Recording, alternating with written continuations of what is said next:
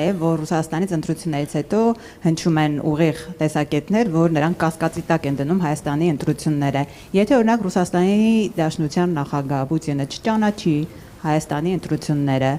ձեր կարծիքով ինչպիսի իրավիճակ ստեղծվի հայ-ռուսական հարաբերություններում եւ դա ինչ հետևանքներով է հղի։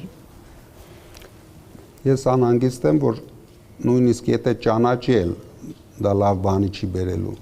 Ինչ է փոխվում, եթե չկա վստահություն։ Մարդը կամ ունի վստահություն, կամ չունի վստահություն։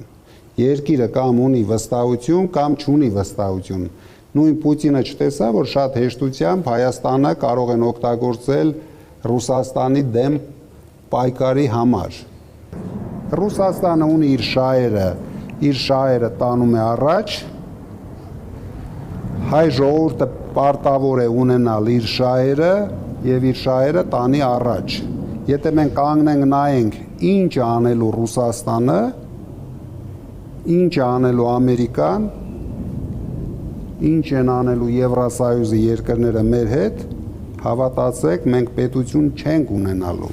Մենք պետք է ստեղծենք առաջի հերթին ուժեղ տնտեսության պետություն։